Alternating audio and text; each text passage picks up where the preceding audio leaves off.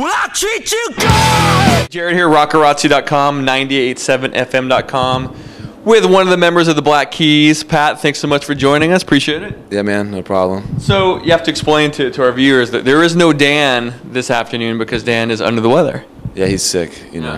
What's wrong with Dan? Well, I think he had some allergies and it turned into an actual cold. That's usually what happens, you know. We've been on tour for like 4 months, so you go through those phases. But unlike other bands, Pat, I mean, what happens when half of your band goes down? Well, I don't know. I was mentally down for the past month and a half. Yeah. Pretty much, as having like an anxiety attack for a month and a half on a tour bus. Yeah. See, I know what that's like. That's happened to me before during an interview. Really? Yeah. I went on Lexapro because of that. Really? Yeah. Well, yeah, I had it on stage at Lollapalooza. Really?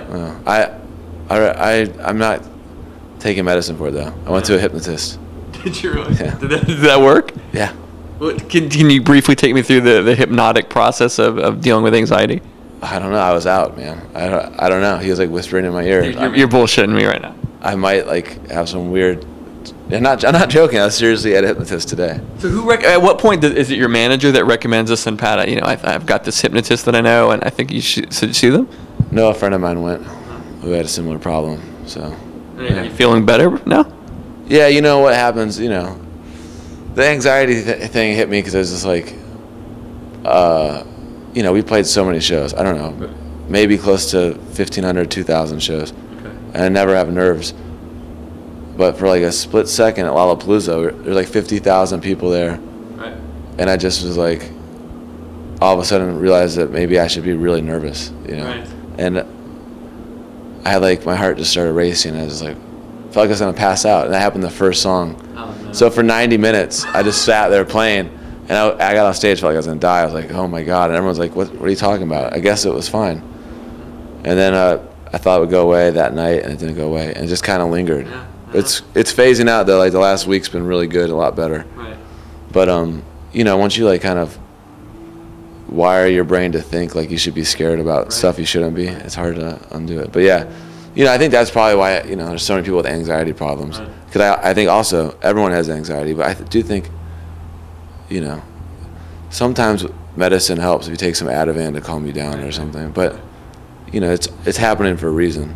So I figured like, if I went to a therapist, I'm just gonna sit there and analyze it for like 2 months. So why not just be hypnotized? So it's just like you're talking directly to whatever crazy part of my brain is telling me to be nervous. I was getting nervous in a Borders. Do you have any pre-gig rituals, Pat, that you go through? Like, take me through. Obviously, today may be a little different because it's 170 degrees outside. But what do you like to do before the show?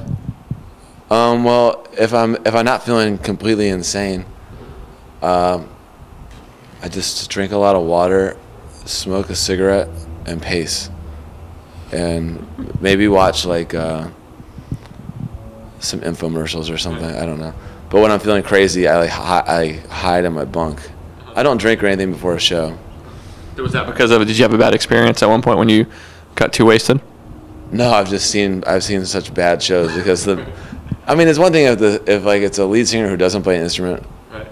They want to, you know, it's one thing. But when the drummer's trashed, you know, it's hard to have a good show, I think. Yeah. And also, have you ever like ran like 5 miles or something drunk? Not drunk. The next day I run 5 miles. Yeah, right.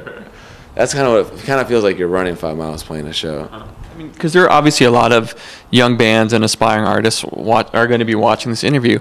What do you do to keep going? I mean, because this kind of schedule is so taxing on you emotionally and physically.